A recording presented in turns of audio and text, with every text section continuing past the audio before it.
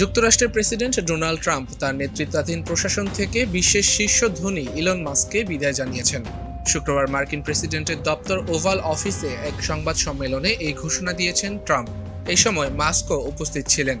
শুক্রবারের সংবাদ সম্মেলনে মাস্কের উচ্ছ্বসিত প্রশংসা করেন ট্রাম্প। তিনি বলেন, ইলন এক কথায় দুর্দান্ত। তিনি প্রশাসনে আসার পর অক্লান্তভাবে কাজ করে গেছেন এবং তিনি ছিলেন বলেই আমরা খুব অল্প সময়ের মধ্যে প্রশাসনে ব্যাপক ও ফলপ্রসূ পরিবর্তন আনতে পেরেছি। তিনি না থাকলে হয়তো এই পরিবর্তন আনতে কয়েক প্রজন্ম লেগে যেত। আজ তিনি বিদায় নিচ্ছেন, কিন্তু আমি বিশ্বাস করি যে এটি সত্যিকারের বিদায় নয়। তিনি আমাদের সঙ্গে ছিলেন এবং ভবিষ্যতেও কোনো না কোনোভাবে আমাদের সংস্পর্শে থাকবেন। এখনও তার অনেক কিছু করার আছে। 2024 সালের প্রেসিডেন্ট নির্বাচনের সময় ডোনাল্ড ট্রাম্পের প্রচারাভিযানে বিপুল পরিমাণ অর্থ দিয়েছিলেন মাস্ক। নির্বাচনে জয়ের পর মাস্ককে নিজের পরামর্শক ও উপদেষ্টা হিসেবে নিয়োগ দেন।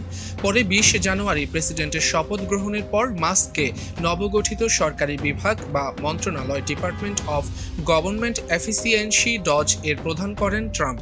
এই বিভাগের প্রধান কাজ ছিল সরকারি ব্যয় সংকোচন এবং সরকারের বিভিন্ন বিভাগের কর্মচারীদের দক্ষতা বৃদ্ধি।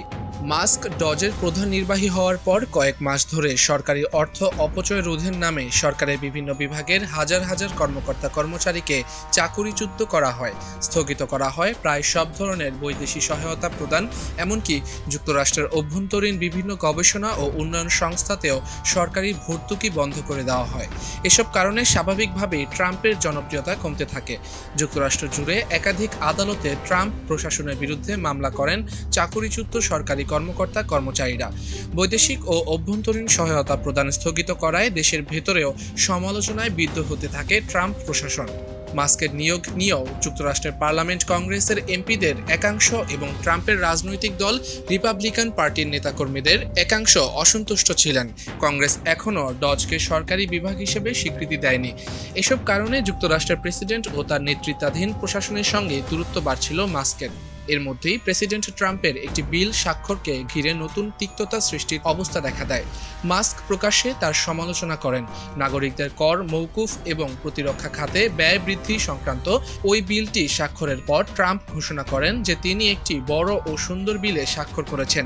কিন্তু এর পরের দিন মার্কিন সংবাদ মাধ্যম সিবিএসকে দেওয়া এক সাক্ষাৎকারে মাস্ক সেই বিলের সমালোচনা করে বলেন, এটা একটা বিশাল খরচের বিল। আমরা সরকারের খরচ বাঁচাতে অপ্রয়োজনীয় খরচে কাটছাট করতে এতদিন ধরে ডজ এর আওতায় যা যা কাজ করলাম, এই বিল সেসব ব্যর্থ করে দেবে। আর আমার মনে হয় একটা বিল হয় বড় হতে পারে অথবা সুন্দর, দুটো একসঙ্গে হতে পারে বলে আমার মনে হয় না।